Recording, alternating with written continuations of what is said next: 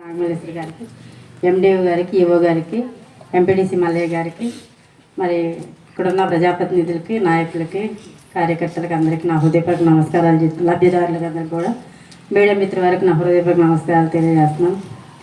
మరి ఇప్పుడు మనకి డౌట్స్ నిజంగానే పెన్షన్ కారు ఉంది అంటే మాత్రం నిజంగా ఇప్పుడు డౌట్ పడుతున్నారు చాలామంది కూడా. నేను వెళ్తుంటే వచ్చి ఇంటికి కూడా వచ్చి అడుగుతున్నారు, మాకు వచ్చి ఇట్లా సర్వే చేసుకుంటున్నారు, మా కారు ఉందంటే మరి ఏసీ ఉందంటే ఫ్రిడ్జ్ ఉందంటే ఇవన్నీ రాసుకుంటున్నారు మేడం, మరి మా పేర్లు మా పెన్షన్ పోద్దేమో, మా రేషన్ కార్డు పోద్దేమో అని అందరూ అడుగుతుంటే అట్లా ఏముండదమ్మా, మీకు ఉన్నాయి ఏం చెప్పమని అంటున్నారంటే ఏమో ఇప్పుడు తర్వాత మళ్ళీ పెన్షన్ ఎన్ని రాసుకున్న తర్వాత మా పెన్షన్ తీసేస్తే అని డౌట్ అనేది ప్రతి ఒక్కరిలో వస్తుందండి. అది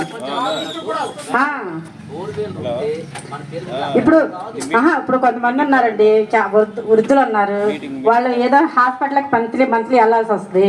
వెళ్ళాల్సి వచ్చినప్పుడు ఏంటంటే పిల్లలు ఎవరో ఒకళ్ళు ఏదో ఒక మరి ఆ బస్సులో ఆటోలు వెళ్ళాలంటే ఈరోజు ప్రయాణాలు సుఖవంతంగా ఉండలేదు. అప్పో చేసి ఇప్పుడు కారు ఈ రోజు 40,000 కూడా కారు వస్తుంది, సెకండ్ హ్యాండ్లో 20,000 కూడా వస్తుంది కారు.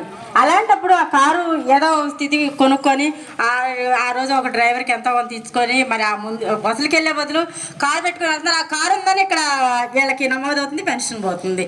మరి అట్లాంటప్పుడు వాళ్ళు మనం రిచ్ అని లేకపోతే ఉన్నవాళ్ళని కింద లెక్కేసుకోకూడదు. ఇప్పుడు ఏసీ ఉందనుకోండి చెప్తున్నా, ఎక్కువ ఏ సెకండ్ హ్యాండ్లోనే ఏదో తీసుకుంటున్నారు, ఎండకి తప్పని కాకలేక పెట్టుకుంటున్నారు.